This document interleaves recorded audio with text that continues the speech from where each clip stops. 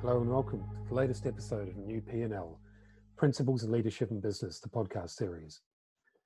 I'm Paul, host of the New P&L, and I'm very grateful you've taken the time to join us today.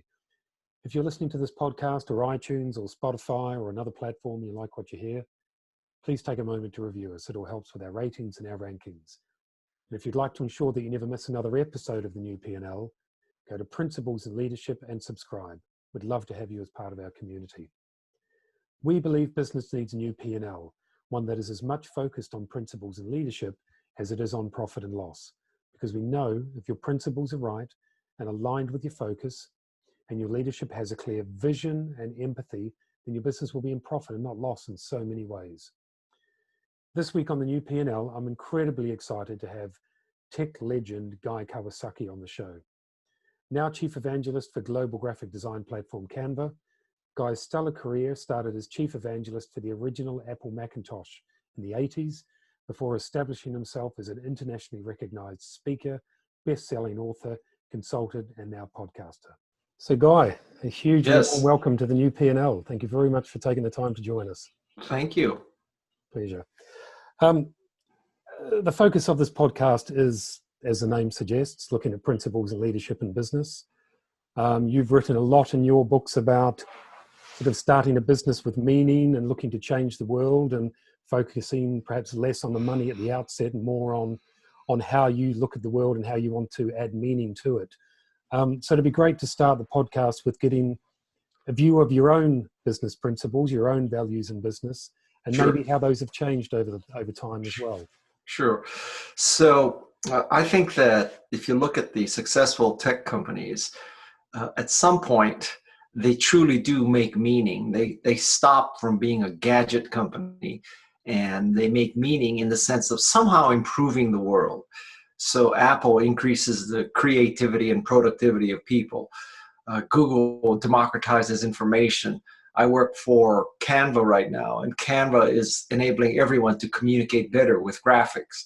So those are meaningful statements. That's not simply making a buck. Mm-hmm. Personally, I have a mantra that's 2 words, which is empower people. So I hope when I'm gone, people say, Guy empowered people with his writing, with his speaking, with his investing, with his advising, with his podcasting, all of the above. Okay. And do you feel your core business principles have evolved with you over the period you've been in business, or have they always been at the essence of what you've done? One would hope that between the ages of 18 and 65, I did evolve some. So yes, I hope I have pursued a higher and higher road, yes. Yeah. In your book, Rules for Revolutionaries, you dedicate it to your mum and dad. Mm-hmm. And in your words, because they taught me how to think, how to act, and how to defy. I wanted to take a few moments to explore your view on role models, and particularly for those young entrepreneurs out there that perhaps don't have positive role models either personally or professionally, how they cut through the veneer of the tsunami of business books and actually go to the right people and get the right advice. I don't know if there's an answer to that question. Your listenership may not be familiar, but there's an retired NBA basketball player called Charles Barkley. Mm-hmm. And he had a very famous session where he said, I'm not a role model. And I think it's very difficult to pick role models and to actually understand if the role model is as real as he or she seems. Mm-hmm. And then this is a very tricky question because, let's take the ultimate sort of common role model, Steve Jobs. So, what made Steve Jobs great? Is it the fact that he wore jeans and a black mock turtleneck? Did he buy Mercedes and never register them? Did he rip people, in front of other people in public? Did he humiliate people in public? Did he park his car in the handicap slot? Did he go in the carpool lane by himself? Did he see a graphical user interface future before anyone else did? Did he see the future of smartphones? There's a lot of things you can attribute to him. Yeah. And the dangerous thing is, how do you pick and choose? And how do you, of course, separate correlation from causation? Because, at an extreme example, he wore New Balance running shoes. Well, if you go out and buy New Balance running shoes, not clear to me you're going to be the next Steve Jobs. Yeah. So, that's the danger in role models. I think role models should be, they should be approached with a degree of skepticism. Right. Okay. In terms of role models and leadership, be interested to get your views on whether the business reaction to this pandemic has demonstrated, broadly speaking, and I know there's a 1,001 examples, but broadly speaking, innovative and imaginative approaches to business within the pandemic and how we build ourselves out of it? Or do you feel it's exposed a paucity of, or a lack of imagination and diversity of thought at the top of business today? That's a very good question. I think it may be too early to make that call. Certainly companies have been able to pivot. One of my sons works for eBay. He hasn't been in since March. The other one works for Google. He hasn't been in since March, and he won't have to go until January. So far, it could be even postponed beyond that. So companies have definitely pivoted in terms of how to use a remote workforce, reduce the impact of the pandemic.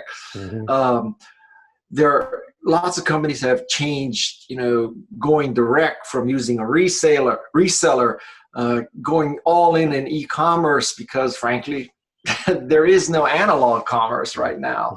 So we're seeing a lot of transitions, but we also see retailers going into bankruptcy. We see a lot of companies in danger.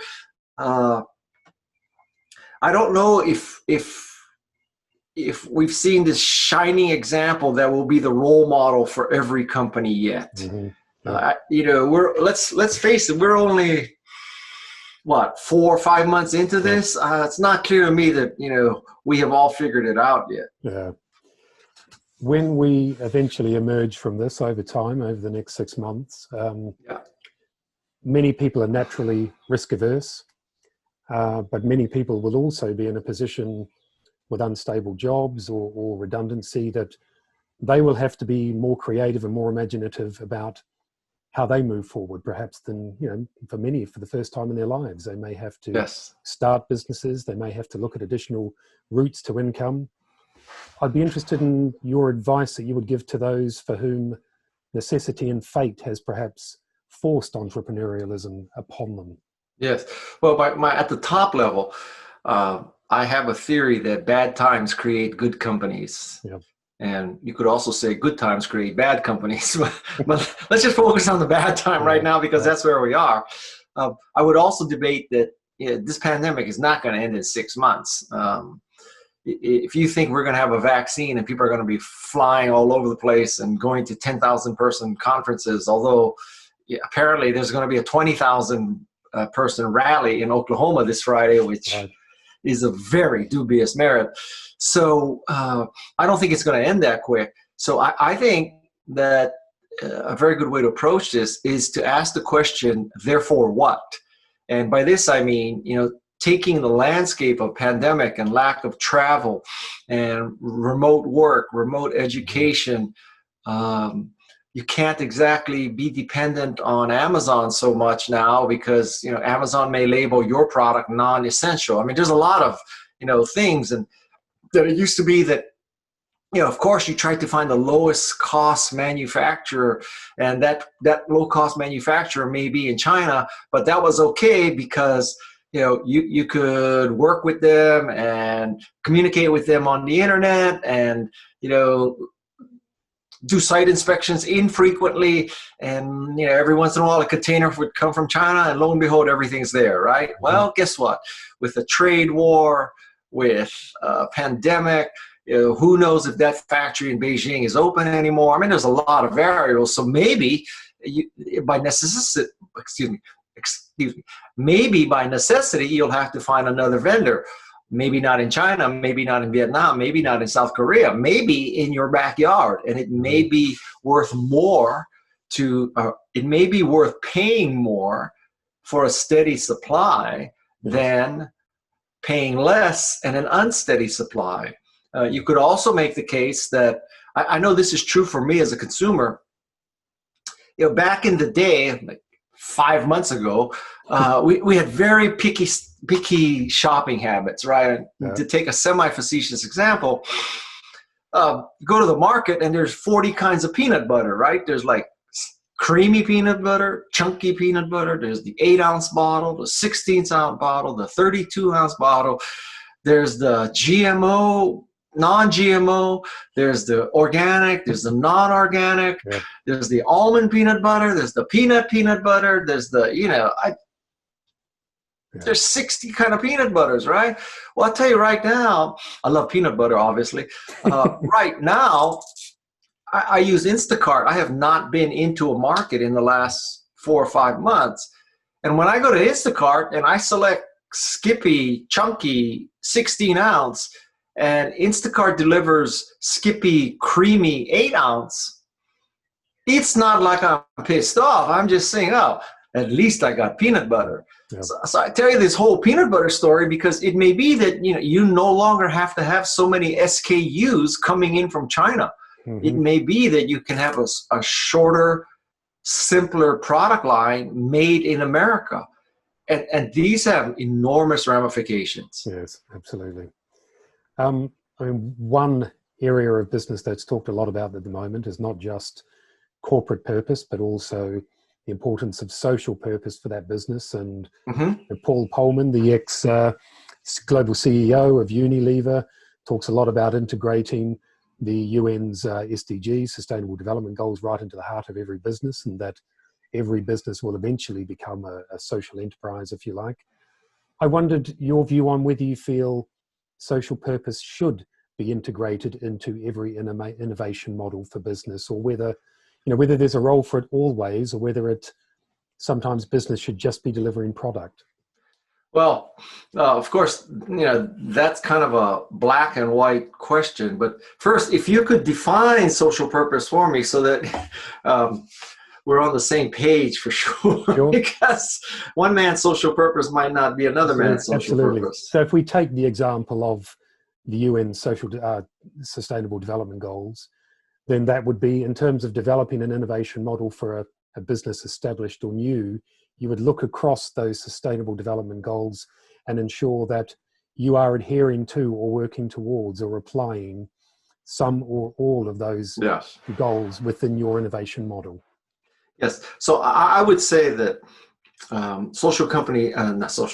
every company has a moral obligation. Yeah. And that moral obligation is to, not pollute the earth, not oppress people. I mean, it's not exactly rocket science, right? Yeah. And I think that's part and parcel of existing. And that is also true for every person, much less every company. I just am a little skeptical when companies, have this kind of aha moment and they hire a chief social officer all of a sudden, and now they're going to be good people. I mean, they used to be making Agent Orange, and now they found a chief social officer, and kumbaya, and now we're going to have non-GMO Agent Orange or something. That's a little hard to grasp for me. Yeah. And I also think that many people set a dichotomy in their mind that we can either be, profitable or socially responsible. Who said that those things are mutually exclusive? Patagonia is an example. I buy stuff from Patagonia, and part of the motivation is because I like Patagonia's social responsibility and political stance. Yes. I mean, I read, coincidentally, an article from one of the senior execs at Patagonia a few months back, and they were questioning whether, to go back to our previous question, whether a business can retrofit purpose into the business. So if you've always been a business that produces widgets, and as you alluded to, you wake up one morning and think, I'm now going to become a purposeful business. Yeah. Do you think you can retrofit purpose in there, or does it have to sit in the fabric and the heart of a business from the beginning? No, I mean, I think people, a company, I think a company can retrofit a purpose. Now, that's a tricky statement. So I'm not saying you can put lipstick on a pig, right? I mean, because to take an extreme example, if you are a tobacco company, it's going to be a real stretch to find a chief social officer and say, okay, so now you got to make it seem like we're a socially responsible tobacco company. I mean, let me think about this. How are we going to do that? So now that's an extreme, obvious example that it's hard to retrofit a tobacco company into something socially responsible. But I don't want to say it's not possible, because that's like saying, people who have had difficulty with delinquency in their youth can never be a functioning adult. And I know that's not true. So why can't companies be reformed? Why can't companies see the light? I just think we need to approach that with a little bit of skepticism when they're putting lipstick on a pig, hiring a chief social officer and a PR firm and an ad firm, and they now have this new, advertising about how we're trying to improve people's lives by having filtered cigarettes or something. Yeah. While we're on the topic of skepticism, you use a fantastic Oscar Wilde quote in your book, Enchantment. Skepticism is the beginning of faith. I noted that book was published in 2011, and we obviously, since then, we have social media making it a more and more transparent world. We have far more skepticism in society, perhaps currently, with brands and institutions and leaders. So I wondered whether you still believe that skepticism is the beginning of faith, or has it become the end of hope? God help us if it's the end of hope, because if it's the end of hope, we should probably pack it in right now. I think that skepticism is more important than ever, and we should teach skepticism. I could make the case it may be more important to teach faith than skepticism these days. So for my podcast, Remarkable People, I just had a professor from Stanford named Sam Weinberg, and he talked about interpreting history and also to figure out what can you believe online, and how when you look at a website, most people try to figure out if a website is legit by looking at their web address. Is it .org? .org means legit. .org means you spend $25 a year to get a .org. It doesn't mean anything about your legitimacy. And then you read the about page, and it's all pixie dust and unicorns. And then you read the executives, and they're all wonderful people who are socially responsible. Well, he says that to truly understand a company and a website, you don't go vertical in the website, going down and reading page after page. You go horizontal, which means you go outside of the website. So let's say it's an institution, a not-for-profit institution, you type that into Google and you see, what are the entries about Google? You type that into Wikipedia and you look at the analysis of Wikipedia. I think Wikipedia is a fantastic source for skepticism, particularly the footnotes of every article. And so he makes the case, and I saw the light in our interview, that we should teach kids about literacy and skepticism from the moment we put a smart device in their hands. So if you give your kid a phone, teach them how to be skeptical and not believe every YouTube video, and not, because that is a life skill. I would make this case that skepticism and figuring out what's true is probably more valuable than math today. Obviously you were at Apple for a couple of tenures at Apple over many years. Steve Jobs was a big part of the heart of the brand's enchanting relationship with its consumers. How does a brand ensure that enchanting relationship endures after a founder like Steve Jobs, a CEO like Steve Jobs leaves, because their charisma is so intimately woven into that enchanting relationship?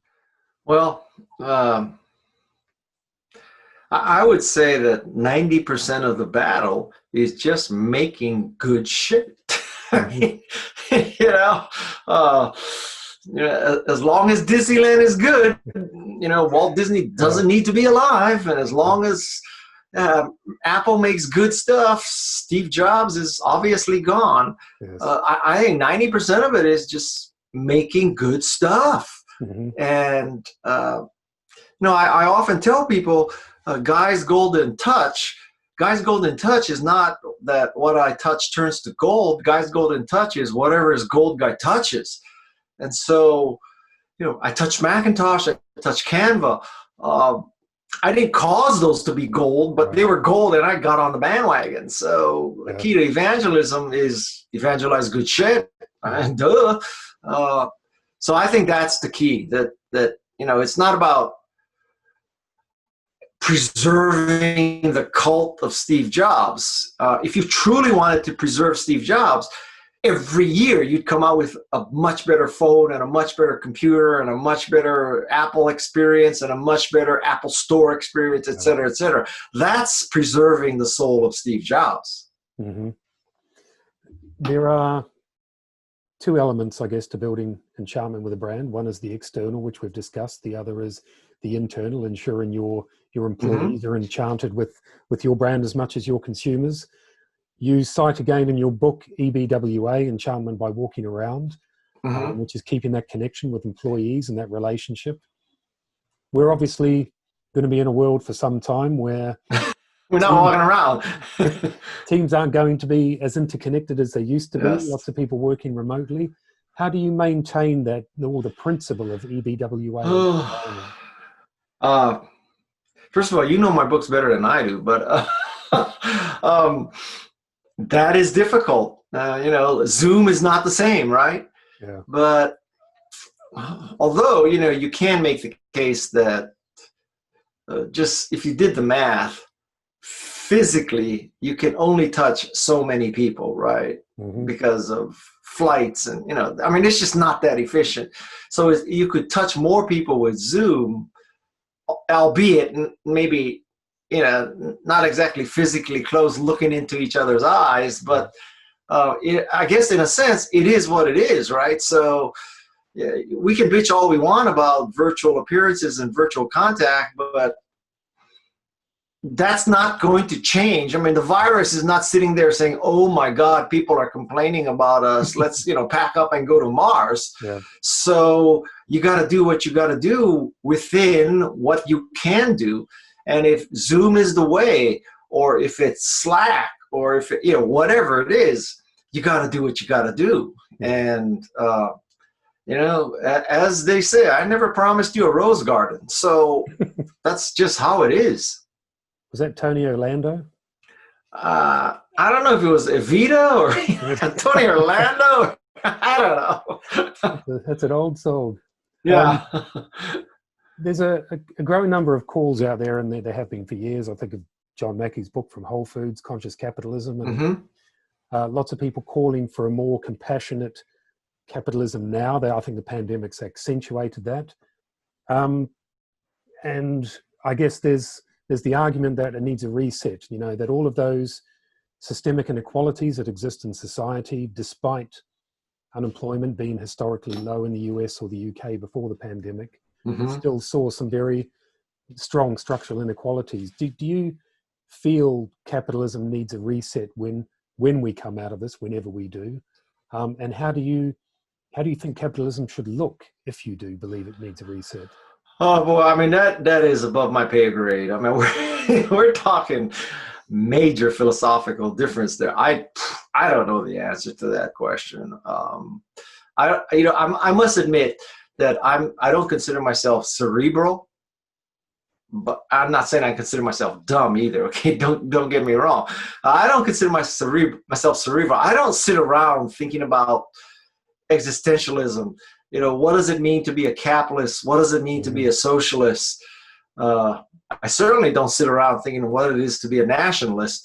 And so, that's not how my brain is wired. My brain is wired like, okay, you make something good, you sell it, you support it, you make something better. I mean, I'm a simple guy. And if that's capitalism, so be it. And, you know, do I think there should be better healthcare for everyone in America? Yes, absolutely. I mean, healthcare is a right, not a privilege. So does that make me a socialist? Okay, I guess so. But I don't, you know, I don't go down and look at the checklist for socialism, look at the checklist for capitalism and form my beliefs that way. I think I have an internal moral compass that is not, well, first of all, I think if you went to both people and said, what's a socialist? I don't know how many people could define that. You know, I couldn't. So, and what I was in a conversation with someone a few weeks ago who kept in that conversation said like 4 times, like you, I'm a capitalist. Like you, I'm a capitalist. Guy, like you, I'm a capitalist. Like, what the hell do you mean you're a capitalist? Does that mean you believe in exploiting people? Does that mean you believe in, you know, shareholder return? Does that mean you believe in, I don't know what I believe, but, you know, why don't you just tell me you make good shit and you sell? Okay, that I can understand. Yeah. Do you, I mean, the traditional sort of product adoption model is the classic sort of bell curve, innovators, early adopters, and so on. With social media and it's sort of its ubiquitous and all-consuming nature, I just wonder whether you feel it's changed the shape of the bell curve, and what does that mean for innovation? I think that adoption curve is just totally out the window. There's a very good book. God, I'm not going to remember the name of it right now. Of course, I think it's called Absolute Value. Right.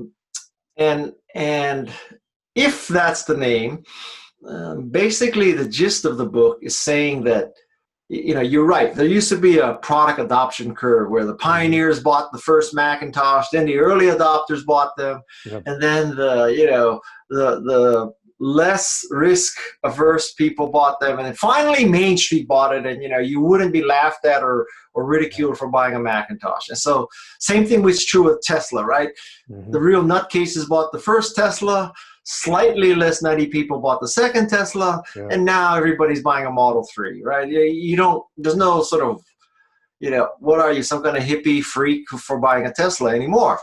You could say that about a Prius too. So, but I truly believe that isn't how the world works today because of the speed of transmitting of information. And by that I mean, let's take a book example. In the old days, you kind of waited for the Kirkus or Publishers Weekly or the New York Times Book Review or the Washington Post Book Review to review a book. And if those learned people said that this book was good, then you went out and bought it, right? Well, who does that anymore? So now you go to Amazon and you see a book and it's cumulative 4.5 stars.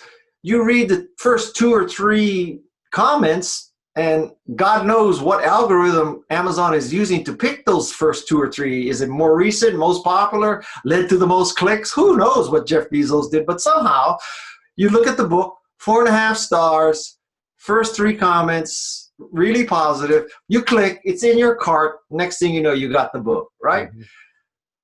Well, you know, did you wait for the New York Times book reviewer? No. The 3 reviews were from Tiffany 15 and Trixie in LA and Biff in Dubuque. Who the hell are these 3 people? So that means that it's not like the New York Times is making a book anymore. I think Trixie and Biff and, you know, Duke are making the book, and what's happening is you look at the cumulative rating in Amazon and bada bing, bada bang, you buy. That's a very different model than sucking up to the power elite at established publications and hoping that they will bless you. That just doesn't work anymore. What do you see on the sort of tech horizon, you know, as we move into the much lauded 4th industrial revolution? What exciting bits of tech do you see out there that give you excitement about the future, inspiration, that, you know, that will help to evolve human development? What do you see on the Well, horizon? in my world, I mean, if I had a magic wand, uh, I would like to address climate change, because I mean that is literally existential, right? So that could end life, which is not quite as important as, I don't know, Bitcoin, or cloud-based computing. Yeah. So, in a perfect world, these companies would come up ways with, new kinds of bacteria that eat plastic, and you know, easy ways to get off coal-based, carbon-based fuels, and those kinds of things. I think that's the future. Yeah. Many of the big tech giants are almost, I guess, natural monopolies in some respects. Mm-hmm. I wondered what your view is on what responsibilities you believe those entrepreneurials have to business and society and government, and in Yeah. return for that sort of privileged position, if you like. Well, I think that, you know, well, the term natural monopoly, I think, is an oxymoron. I mean, people or companies achieve monopoly positions by doing unnatural things, being unnaturally lucky. Don't get me wrong. Now, having said that, don't get me wrong. I wish I was a shareholder in a few monopolies, okay? Yeah, Just to be honest. Like if Canva monopolized graphics, I'm okay with that. I am okay with that. So I think that, the thing we have to think about is, when people say there's a monopoly, usually the bad part of having a monopoly is the thinking that, okay, so this company has cornered the market for X, and now that it has cornered the market, it's going to increase the price and screw everybody, because now you can't get it from any place else. Yep. Well, let's think about that. Now, what company can you say that about? Does Google have a monopoly on search? Does Facebook have a monopoly on social media? Is anybody forcing you to use Google? Is anybody forcing you to use Facebook? If you don't trust Facebook, don't use Facebook. Yep. And let's say that Facebook has achieved monopoly. Not that it has, but let's suppose it has. So now what? It's going to jack up the price for using Facebook, except that you don't pay anything to use Facebook. So you don't pay anything to use Facebook, and there are other sources of social media. Doesn't sound like a monopoly to me. So that's why I think using the M word is kind of dangerous. So, you broke up the monopoly because, I don't know, you could only get gas from one company, and so that company could take gas from $1 to $5, and you'd be SOL, because where else can you buy gas? Yeah. I can't think of another situation. Now, you may say, okay, so what happens to the first company that comes up with the vaccine for the coronavirus? And they decide, yep, bada bing, bada bang, we've got the solution that billions of people need, and it's going to be, $500 a dose. Yeah. Oh, I tell you, man, just the forces of hell would come down upon that company so strong. Oh my God. That would be like that guy. What's the guy who took over the drug company and then jacked up the price? And now he's in jail. Yeah. Good luck with that. Yeah. You mentioned in one of the videos I was watching when I was researching this that Steve Jobs used to talk about entrepreneurs needing to make their dent in the universe. Yes. I wondered, when you look back over your career to date, what is the, what's the dent that you've made in the universe that you're most proud of? That you maybe I've made a few dimples, maybe not dents. Well, I was at least a part of the Macintosh dent, right? So my role there was to convince people to make Macintosh software. So Steve Jobs was the major dent maker there, but I contributed, a slight deformation of the universe there. So that's one. I think with Canva, I'm helping people dent the universe, or dent dent history because we're increasing the ability for people to communicate. So we're empowering people to make their own dents on one hand, and we're also denting the world of graphic design because we're enabling people to make their own graphics. But in general, I just hope that I may not have dented the universe directly, but with my writing, speaking, interviews like this, my podcasting, I enable people who did dent the universe. Absolutely. So I'm a second order denter. It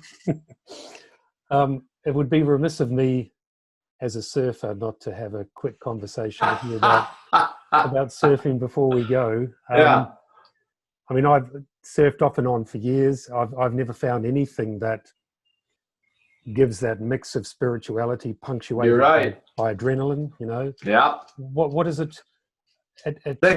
What's it given you? And well, thank God surfing is not illegal because we'd all be in jail.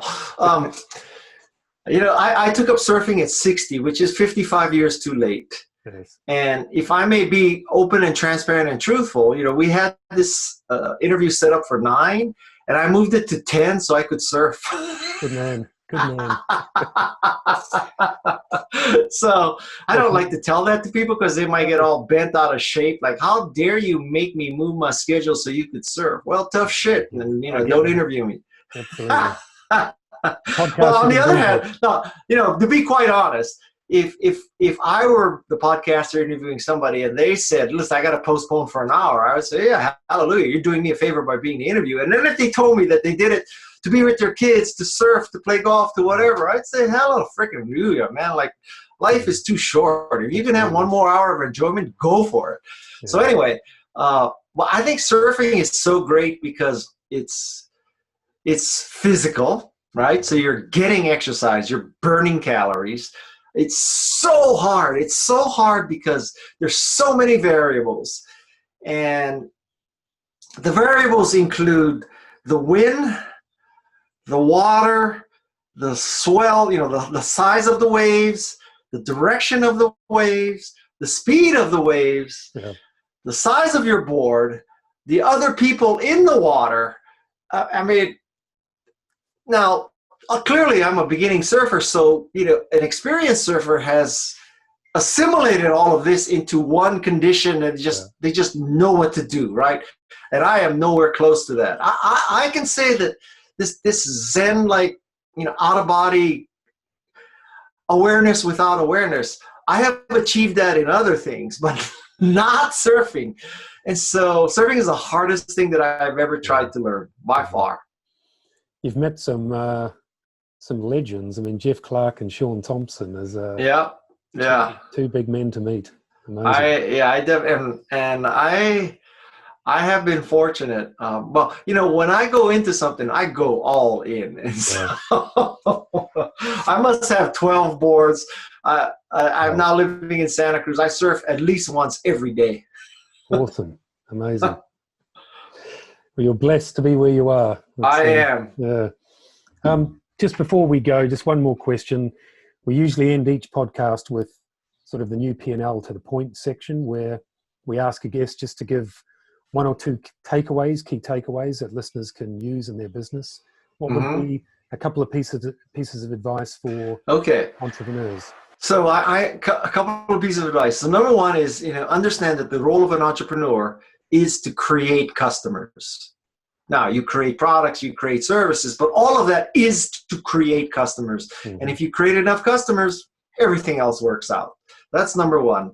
Number two is never ask people to do something you wouldn't do. If you wouldn't go through CAPTCHA to get a free account, don't expect your customers to do that. If you wouldn't fly coach halfway across the world, you know, then don't expect your employees to do that. If you want to get paid net 30, then don't screw your vendors around and pay them net 90. You know, so don't ask people to do something you wouldn't do. Of course, this assumes you're not a psychopath, but that would be my second piece of advice. The third piece of advice is understand that, especially in a pandemic, that the race we're running is a marathon. It is not a sprint. So just be prepared for a long run. Yeah. Guy, thank you so very much for You're your very time welcome. today. That's been Hey, awesome. can I make a plug though?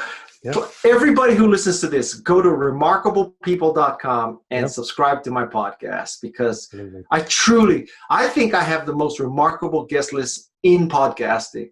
So I have people like Jane Goodall, Margaret Atwood, Wozniak, Steve Wolfram, Steven Pinker, Bob Cialdini, Roy Yamaguchi, the chef, Christy Yamaguchi, the figure skater. I have Andrew Yang, the presidential candidate. And Wow, what a lineup. I promise you, I have the best guest list in podcasting. Fantastic. Guy, thank you so much. I absolutely appreciate your time.